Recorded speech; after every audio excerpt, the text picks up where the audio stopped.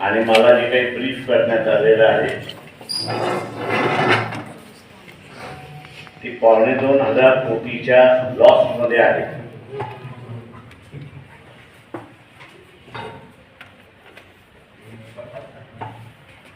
येत्या 5 वर्षाच्या कालावधीमध्ये मेट्रो ही त्या महानगरपालिकेला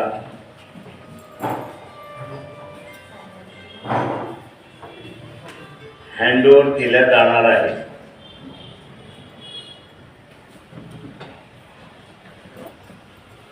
निश्चितपणे ही केंद्र शासनाच्या पैशाने बजेटमधनं बांधल्या जाते, कन्स्ट्रक्ट केल्या जाते,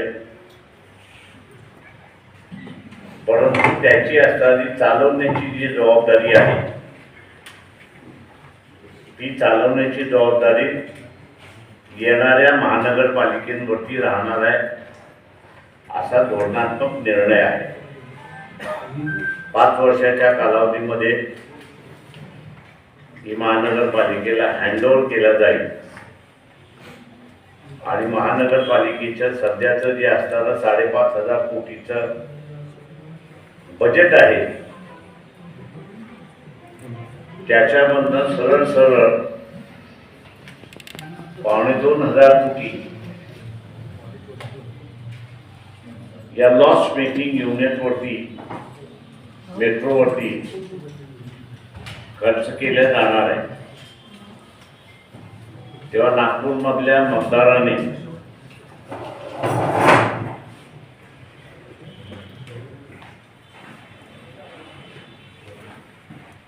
भारतीय जनता पक्षाला मतदान देऊ नये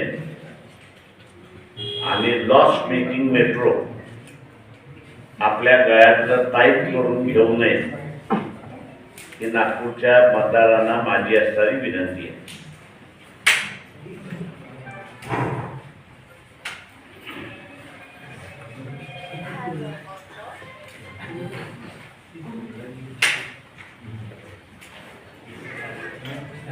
सध्याचं केंद्र शासन आपण पाहिलं तर मिलिटरीचे चीफ जे आहेत आणि प्राईम मिनिस्टरचं सरकार जे आहे ती वेगळ्या भाषेमध्ये बोलतात आहेत अशी असणारी परिस्थिती आहे.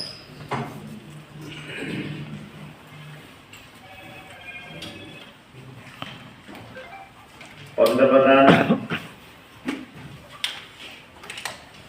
असं म्हणतात आहेत की चायना आमचा असणारा मित्र आहे.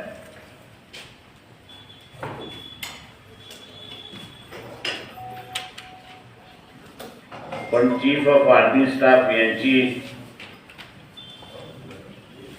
पंतप्रधानांचं हे स्टेटमेंट आल्यानंतर ती प्रेस कॉन्फरन्स झाली आणि एका बेंगलोरच्या सेमिनारमध्ये त्यांनी पुन्हा असताना ते रिपीट केलं की चायना इज एनिमी नंबर 1. पहिल्यांदाच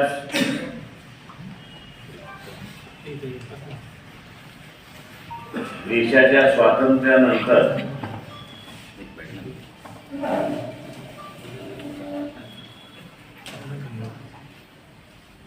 प्राईम मिनिस्टरचं कार्यालय आणि प्राईम मिनिस्टर फॉरेन पॉलिसीच्या संदर्भात वेगळी भाषा बोलते आणि मिलिटरीचे प्रमुख हे डायगोनली अपोजिट बोलतात अशी परिस्थिती आहे.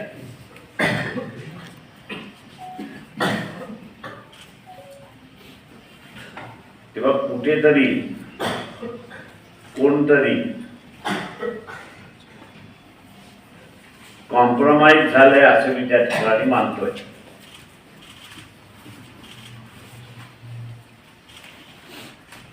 अधिक संशय कॉम्प्रोमाइजचा हा पंतप्रधान कार्यालयावरती होतो.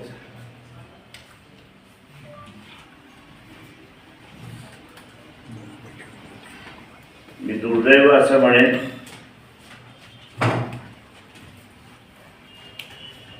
की आम्ही रिजनल पार्टी आहोत,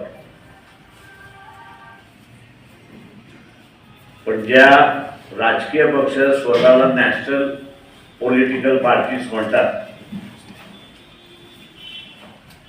हे जे डिफरन्स ऑफ ओपिनियन आहे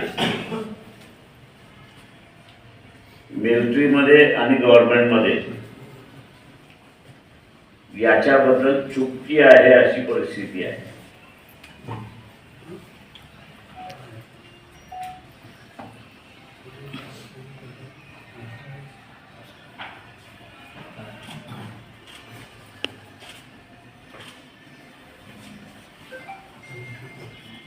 आंतरराष्ट्रीय संबंध जे आहेत भारताचे सगळ्यात मोठे बिघडलेले आहेत.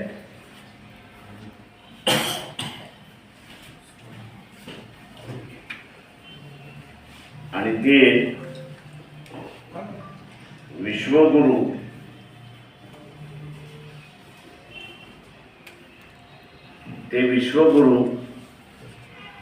याच्यावरनं दिसत आहे.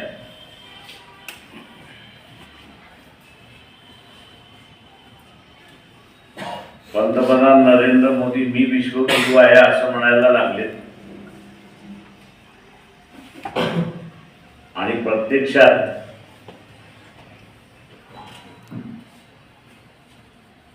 डोनाल्ड ट्रम्प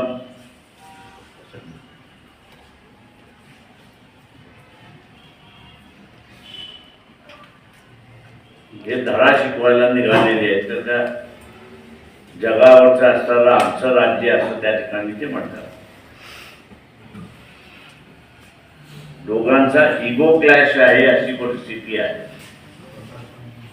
आणि त्या इगो क्लॅशमुळे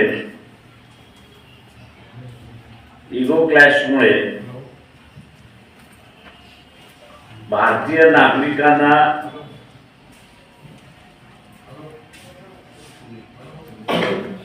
त्याचं सगळं सहन करावं लागणार आहे अशी परिस्थिती आहे.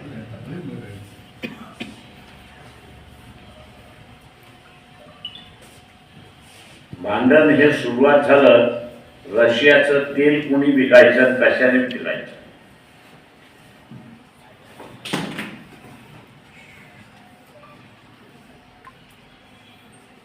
भारत रशियाचं तेल विकतो याच्याबद्दल दुमत नाही, तो त्यांचा अधिकार आहे.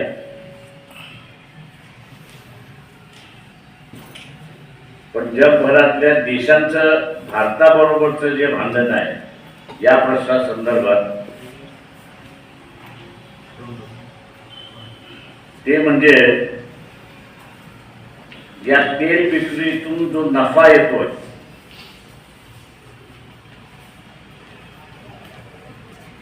आणि हा नफा दर वर्षाला 44,000 कोटीचा आहे.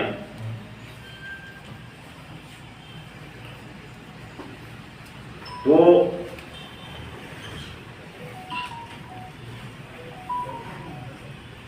कोणाच्या तिजोरीत जातोय हा कळीचा मुद्दा आहे.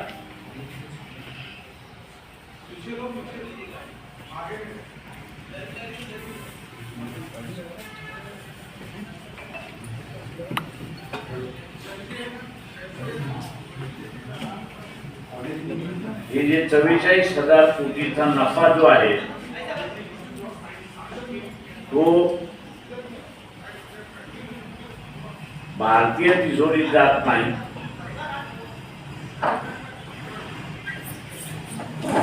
तो रिलायन्स कंपनीकडे जातो अशी परिस्थिती आहे.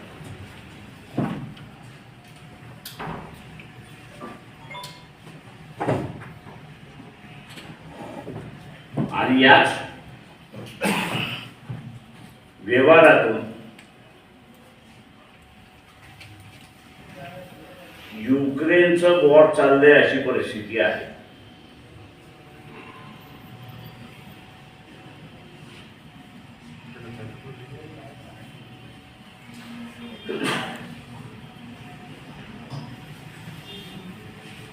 येत्या काही कालावधीमध्ये जे आर्मी चीफनी म्हटलंय की आपल्याला एका युद्धाला तोंड द्यावं लागेल,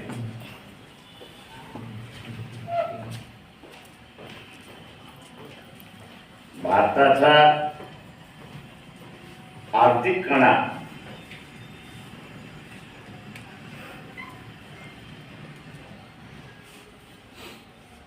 हा मोडण्यासाठी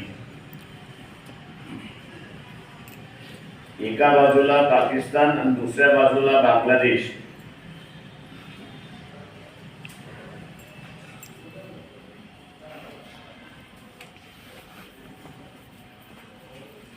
याचा वापर केला जाऊ शकतो।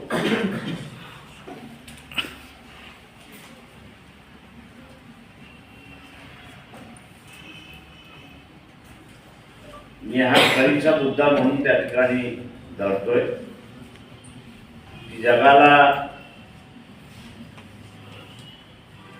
मोदीचा कणा मोडायचा आहे,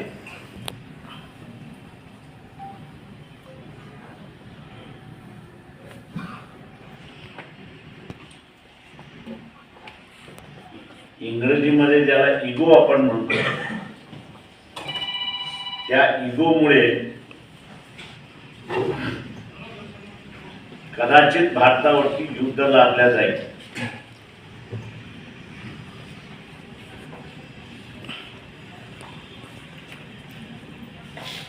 भारतातला मतदार, नागपूर मधला मतदार हा खऱ्या अर्थाने भारताचा मालक आहे।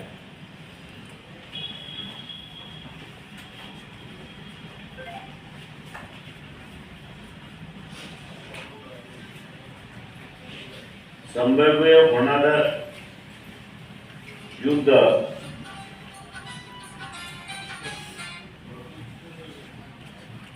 हा भारतातला नागरिक सुद्धा थांबवू शकतो।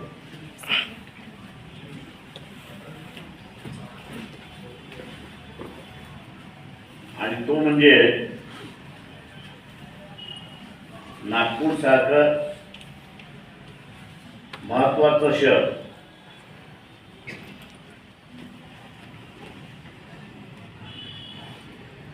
आणि या महत्वाच्या शहरातल्या मतदाराने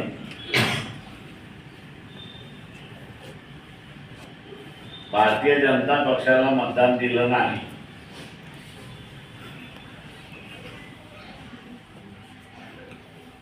मोदीचा इगो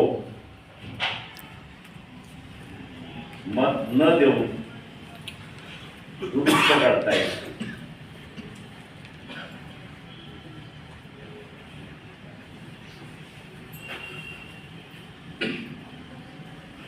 नागपूर शहरातले जेवढे मोठमोठे कॉन्ट्रॅक्ट्स आहेत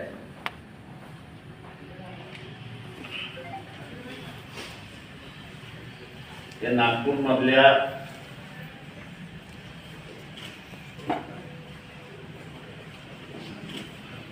कॉन्ट्रॅक्टदाराला किंवा कंपन्यांना मिळत नाही।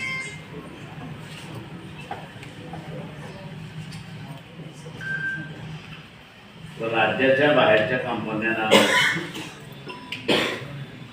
मोठ्या प्रमाणात दिल्या जातं।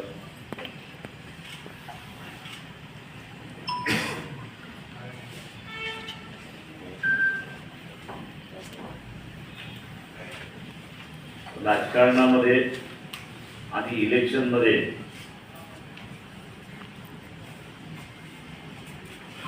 पैशाचा स्टोन फारच माजलेला आहे।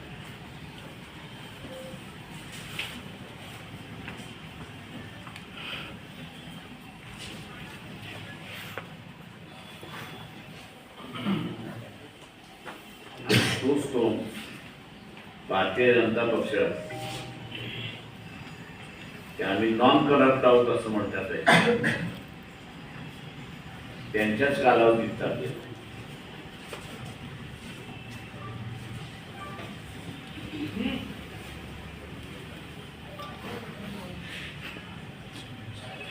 वंचित बहुजन आघाडी नागपूरमध्ये कोणाशी युती करू शकली नाही।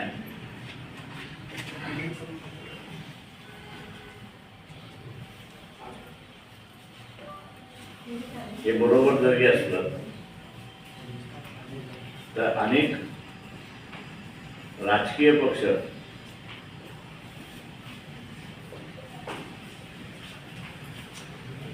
ज्यांच्या स्टेट लेवलवरती युत्या होत्या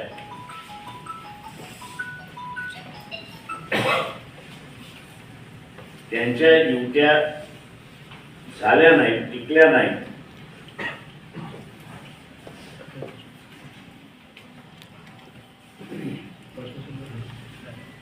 त्या सुद्धा इंडिपेंडेंटली लढतात आहेत अशी परिस्थिती आहे.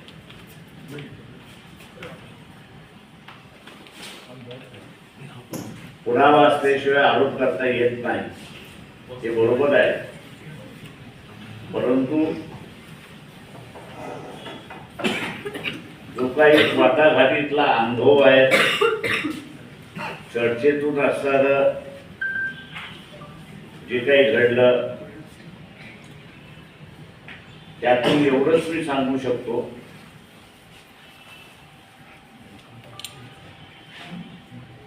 की सत्ताधारी पक्षाने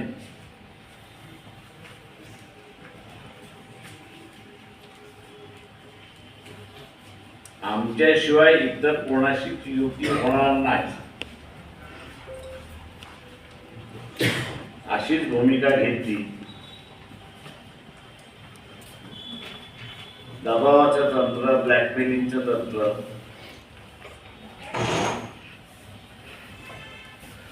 हे आता मॅक्सिमम पद्धतीने वापरायला लागले. तशी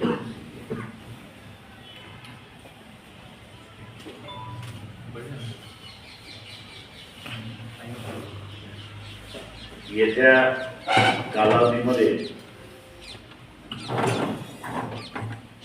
पॉलिटिकल पार्टी यांचं अस्तित्वच चॅलेंज करण्याची प्रक्रिया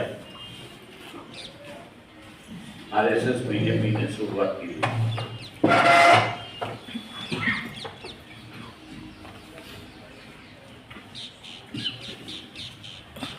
म्हणून सिलेक्टिव्हली काही ठिकाणी अजित पवार आणि काही ठिकाणी एकनाथ शिंदे यांच्याशी युती झालेली.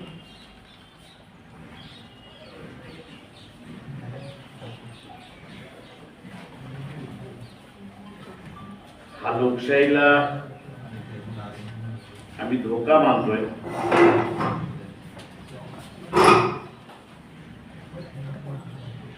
आणि मतदाराने पॉलिटिकल पार्टी टिकतील असं राजकारण केलं, असं मतदान केलं.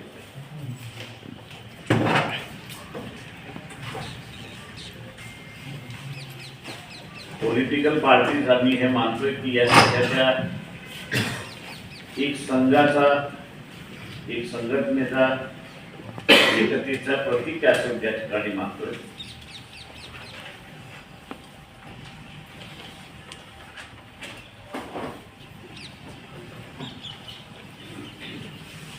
पॉलिटिकल पार्टी संपल्या किंवा शक्तीहीन झाल्या तर डायव्हर्स मास जो आहे आणि डायव्हर्स इश्यूज जे आहेत त्याच्यावरती बोलणारा कार्यकर्ता नेता राहिला नाही.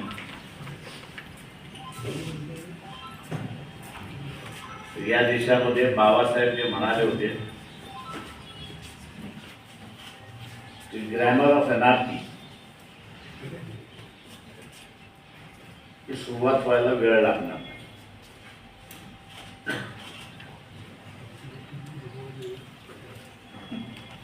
आणि म्हणून नागपूरमधल्या मतदारांना आम्ही आवाहन करतोय, कोणालाही मतदान करा आणि आम्हालाही मतदान करा असं म्हणतोय. पण भारतीय जनता पक्षाला या निवडणुकीमध्ये मतदान करू नये. आपण आता विचार सर एक प्रश्न असा आहे, तुम्ही सगळ्या विषयावर बोलले. नागपूर महानगरपालिकेची निवडणूक आहे, संपूर्ण शहरभर राज्यभर पोस्टर लागले विकासाच्या मुद्द्यावर भाजपला यश द्या. नागपूरचा जर प्रश्न पाहिला आपण तर 1 लाख कोटी रुपये केंद्र सरकारच्या वतीनं गेल्या 11 वर्षात खर्च झाले. 7.5 वर्षात जवळ 51,000 कोटी रुपये खर्च झाले. नागपूर शहरामध्ये सगळा विकास झाला असं भाजपचं म्हणणं आहे. तुमच्या बोलण्यामध्ये नागपूर शहरात कसं असेल, तुमची सत्ता आली समजा तर नागपूर शहरात काय होईल, काय नागपूर शहरात तुम्ही देणार आहात, हा काही तुमच्या बोलण्यात फोकस दिसला नाही, मग नागपूरकरांनी तुम्हाला का मत द्यावं? एक बेसिक इश्यू आहे, मला वाटतं जुना इश्यू आहे. जर आमच्याकडे सत्ता आली तर या नागपूरवरनं आजच्या दिशेला 750 ओव्हरफ्लाईट्स आहेत आणि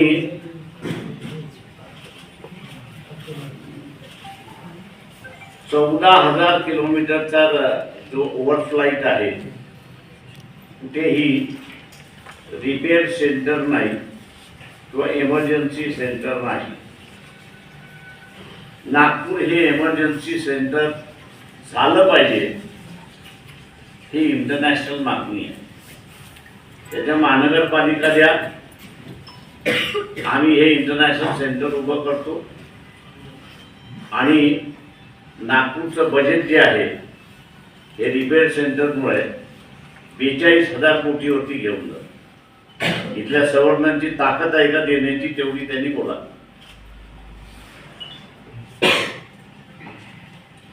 नागपूर शहरामध्ये जे सगळे सीसी रोड जेवढेही डीपी रोड आहे तेवढे सीसी सिमेंट कॉन्क्रीटचे करण्यात आलेले आहे. काही लोक नाराजी आहे, नागपूरच्या उकलून ठेवलेला आहे. गेल्या काही काळामध्ये जो विकास भाजपचा तुम्ही विरोधी केला दिसत. सिमेंट कॉन्क्रीट रोड जिथे टेम्परेचर 40-42 असतं तिथे नसतं. सिमेंटच्या रस्त्यामुळे नागपूरचा असणारं उन्हाळ्यातल्या कालावधीमध्ये 3 डिग्रीने टेम्परेचर वाढलेलं आहे. एन्व्हायरमेंट न बघता डेव्हलपमेंट नुसतं बघणार असाल तर लोकांच्या शरीरावरती परिणाम होणार आहे. तुम्ही म्हणाले की दबाव तंत्र आणि ब्लॅकमेलिंगचं तंत्र वापरून युती होऊ दिली गेली नाही, तर भाजपने एका बाजूला स्वतःसाठी सिलेक्टिव्ह युती केली आणि दुसऱ्या बाजूला विरोधकांची युती होऊ दिली नाही, आघाडी होऊ दिली नाही, असा आरोप आहे का? आहे ना दोस्त. मी म्हणालो की आम्ही बऱ्याच जणांबरोबर इथे असताना समझोत्यामध्ये होतो. काही प्रमाणात असं म्हणा की 80% सीट ऍडजस्टमेंट सुद्धा चर्चा झाल्या होत्या, पण अचानकपणे युती झाली नाही असा इतिहास घडलेला आहे. त्यामुळे तुमची युती आघाडी मनपा इलेक्शन होताना भाजपच्या हस्तक्षेप. बहुजन आघाडी ज्यांच्या बरोबर बोलली त्या सगळ्यांच्या अनुभवातून मी हे सांगतो. बाळासाहेब, माझा एक प्रश्न आहे. आता हे पुणे आणि पिंपरीमध्ये हे काय चाललेलं आहे की जे अधिकृत उमेदवार आहे निवडणुकीनंतर सरळ भाजपच्या उमेदवारांना आता ते समर्थन देतात आहे की निवडणुकीची थट्टा नाही का? निवडणूक आयोग मतदान यादी तर सुधारित करत आहे, पण नियम काही बदलत आहे की एकदा निवडणुका घोषित झाल्या, उमेदवारी अर्ज भरून झाले, शिक्कामोर्तब झालं, त्याच्यानंतर उमेदवारी वेळेवर मागे घेऊन भाजपला समर्थन कसं देऊ शकतात? आणि दुसरा प्रश्न आहे, अंबरनाथमध्ये शिंदे सेनेला बाजूला ठेवण्यासाठी काँग्रेस आणि भाजपची युती झाली आणि तिथला नगराध्यक्ष केला. या घटनेकडे कसे पाहता? ज्यांचा इलेक्शनवरती विश्वास नाही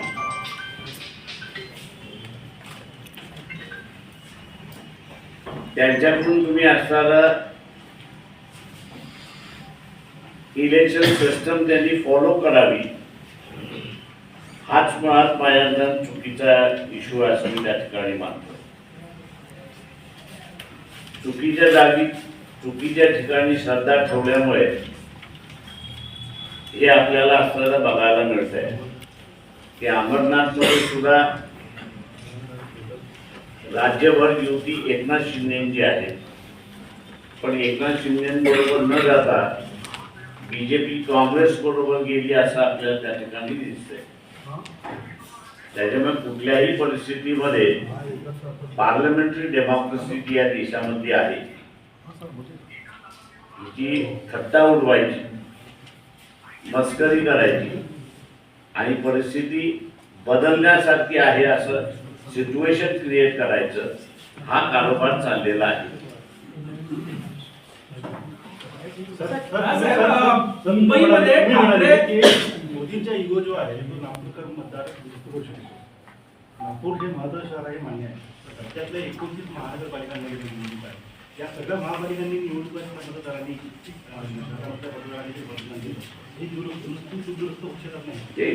एक असं आहे की तुमच्यावरती युद्ध कशासाठी लादलं जात आहे, हा मेन इश्यू आहे. 2 महिने 2.5 महिन्यामध्ये तुम्हाला युद्धाला फेस करावं लागेल हे मी असं म्हणतो.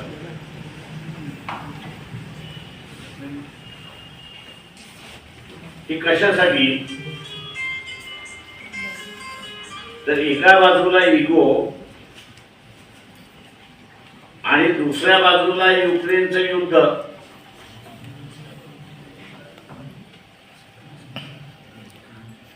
मतदारांनी जर मोदीला धडा शिकवला, ते इगो मोडला, मग राहिला फक्त कमर्शियल इश्यू. तो अक्रॉस द टेबल बसून तुम्हाला सोडवता येतो. त्याच्यामुळे काही प्रश्न हे लोकशाहीमध्ये मतदारांना सोडवावा लागतो.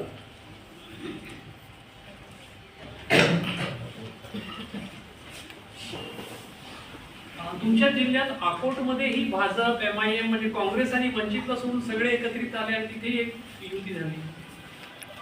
ते राजकारण चालायचं. मोदी विरुद्ध आपण बराचसा रोष व्यक्त करताय, वारंवार मोदींवर टीकास्त्र करताय आणि ते आल्यापासून सत्तापक्ष नेते म्हणतात आहे की बरंच डिजिटलायझेशन झालं आणि बरेच कामं झाली. आणि दुसरा प्रश्न असा आहे की सत्तापक्ष नेते म्हणतात की आम्ही जे विरोधक आहेत त्यांना आम्ही पाणी पाजू आणि आम्ही बिनविरोध निवडून येतो, तर ते मिरची यांना काय लागते असंही त्यांनी म्हटलं. काय मत आहे याच्यावर? 6 महिने थांबा. फायनान्शियल कोलॅप्स या स्टेजवरती आपण आहोत.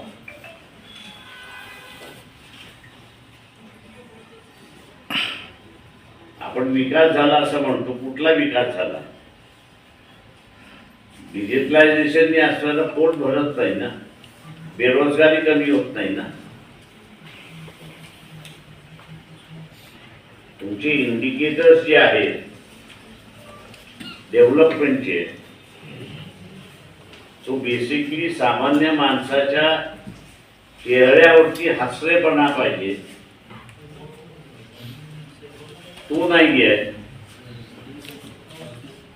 फक्त आम्ही असताना किती डिजिटलायझेशन केलं, आम्ही किती असताना ब्रिजेस उभे केले, आम्ही किती असणारे रोड्स कॉन्क्रिटायझेशन केलं, याच्यातून सामान्य माणसाचं पोट भरत नाही. तो सामान्य माणूस उपाशी तो उपाशीच आहे. प्रकार की पूर्व मुख्यमंत्री पृथ्वीराज चौहान ने वक्तव्य दिया है कि क्या ट्रंप प्रधानमंत्री का भी अपहरण कर लेंगे. इस वक्तव्य को आप किस तरीके से देख रहे हैं? अपहरण या स्टीफन के फोटो के बारे में उन्होंने कहा था. क्या पूछना चाह रहे हो? अपहरण न्यूज ले है कि दरद. इस वक्तव्य को किस तरीके से देख रहे हैं? देखिए, सवाल ऐसा है कि अमेरिका जो है वो अपना डॉलर बचाने में लगा हुआ है और चाइना जो है वो डॉलर से खेल रहा है. एक जानकारी सिर्फ आपको देता हूं कि जैसे अपने यहाँ रिजर्व बैंक के बॉन्ड निकलते हैं, वैसे यूएस में ट्रेजरी बॉन्ड्स निकलते हैं, यूएस ट्रेजरी बॉन्ड्स निकलते हैं.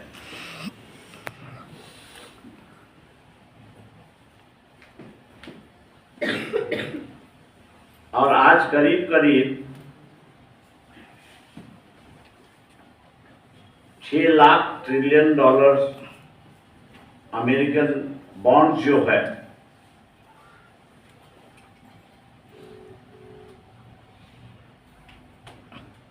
सरप्लस एक्सपोर्ट जो होता था उससे उन्होंने खरीद के रखा है.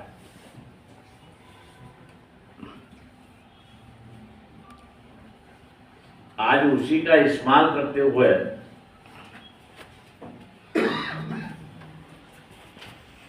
चाइना जो है वो इंटरनेशनल करेंसी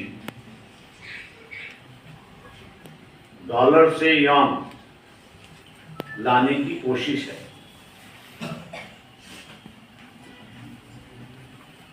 इंटरनेशनल करेंसी आज जो डॉलर है उसको रिप्लेस करना चाह रही है चाइना, और डोनाल्ड ट्रंप जो है उसको बचाने में लगे हुए हैं।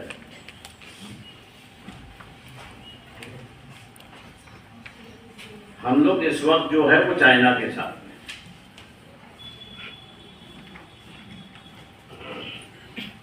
और इसलिए पूरा यूरोप और अमेरिकन कॉन्टिनेंट जो है वो भारत के खिलाफ गया।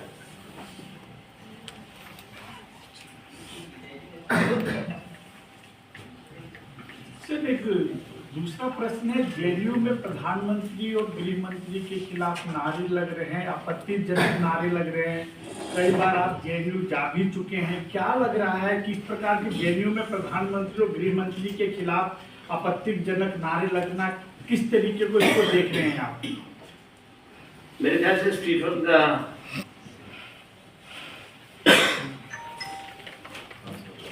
जो फॉर्म है वो जरा पढ़ते तो उसके बाद में पता चलेगा क्यों ना देते। सर, बिनविरोधी जे काही परंपरा आणि सुसंस्कृत हे मतदार भाषण बायको म्हणते की ही मतदाराची बदलवत आहे, मला वाटतं का भविष्यात अशा प्रकारचं बिनविरोधीच्या संदर्भात एक धोरणात्मक निर्णय व्हावा? कसं आहे, जे जे इन्क्वायरी खाली आहे ते प्रो बीजेपी बोलत, त्याच्यामुळे यांच्या वक्तव्याकडे ती फार महत्व देत नाही। स्वतःला इन्क्वायरीतून वाचवायचं आहे आणि म्हणून अशा रीतीने स्टेटमेंट्स येतात।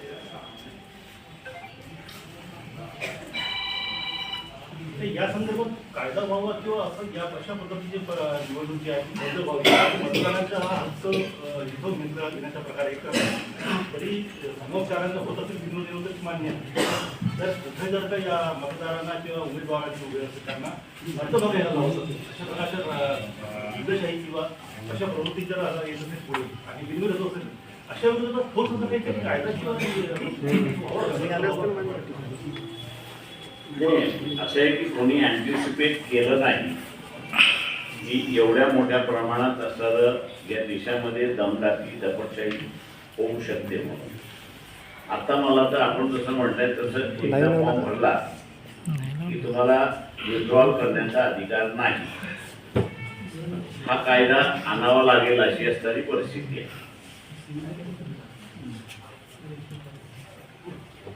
लातूरमध्ये विलासरावांच्या आठवणी पुसून टाका रवींद्र चव्हाणांच्या या विधानाकडे तुम्ही कसे पाहता? मी मूर्खपणाचं स्टेटमेंट असं तो कोण कोणाच्या आठवणी मिटवू शकत नाही, कोण कोणाचं कार्य मिटवू शकत नाही, ते लोकांच्या समोर असतात। त्याच्यामुळे मिटून टाका हे असं म्हणणं सुद्धा मूर्खपणाचं असेल मानतो।